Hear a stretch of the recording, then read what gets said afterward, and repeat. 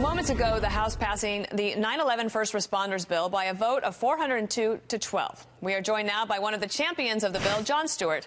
And Jon, you're standing beside John Field and other first responders there. Thank you so much for joining us. This obviously passed by a huge bipartisan margin, and you've been so dedicated to making sure that this bill gets passed. Love your thoughts today.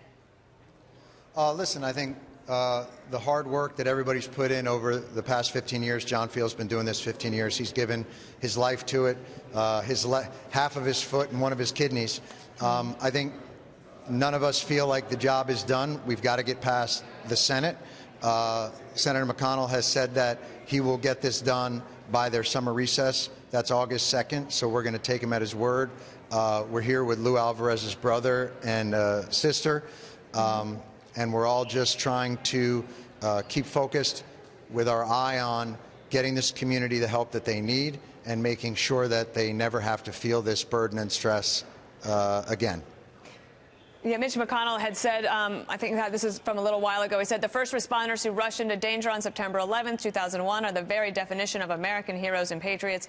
The Senate has never forgotten the Victim Compensation Fund, and we aren't about to start now. Nothing about our shared goal to provide for these heroes is remotely partisan. We will consider this important legislation soon. And as you said, John, they expect to do that before the end of this the recess. The bill is going to be called Never Forget the Heroes.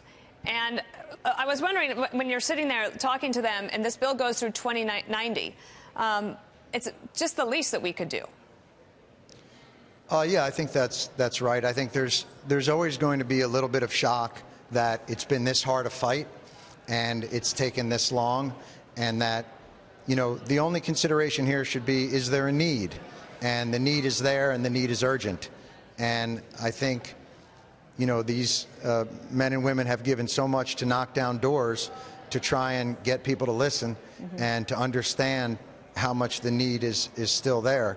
You know, Lou Alvarez died, you know, a week ago, and his death was as much a part of the terrorist attack on 9/11 as those that passed that day. Absolutely. And we have to remember that for this community, that day hasn't ended. And they live this nightmare over and over again. And still to this day. And it's their bravery and it's their resilience that I think inspires me and John and everybody else back here, you know, to keep working and to keep fighting for it. And do you feel like in the legislation that the government is able to make sure that anybody who would just despicably try to defraud any of these victims, that they'll be able to safeguard against that? So this program, the one thing to remember about the program is it already exists. So the VCF program already exists. It's been administered through the Justice Department, and there is no fraud. The paymaster, the special paymaster, Rupa Bhattacharya, testified in front of Congress on the same day that we all testified that there have been no cases of fraud and abuse. It's a really well-run program. It's faithful to the statute, it's fair to the claimants, and it's respectful to the taxpayers. And it's run with a real robust certification process, and it's incredibly effective. The truth of the matter is, all Congress has to do is pass it. The program is already there. It already exists. It already runs well. It's just running out of money and is set to expire, and we can't let that happen because families are already getting their compensation cut by 70%.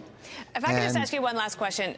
Your dedication to this is obviously inspiring to a lot of people, and if there are those watching who think maybe not necessarily this particular issue, but that talk a little bit about what it's like to dedicate yourself to something and to focus on it and to show up for these people every day, that you can make a difference.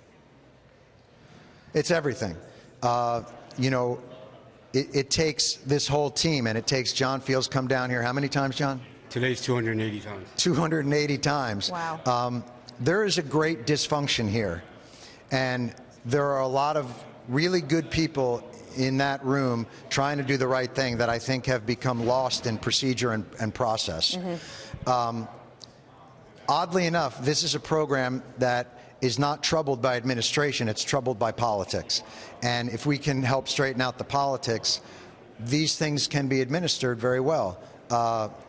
So it's a lesson in a town that I think sometimes becomes very eccentric and insular and doesn't necessarily remember what it looks like to the outside eye. All right. Well, Jon Stewart and all of you, thank you so much. And we will be watching to see when the Senate holds that vote before the recess. Thank you. Thanks for giving us a voice.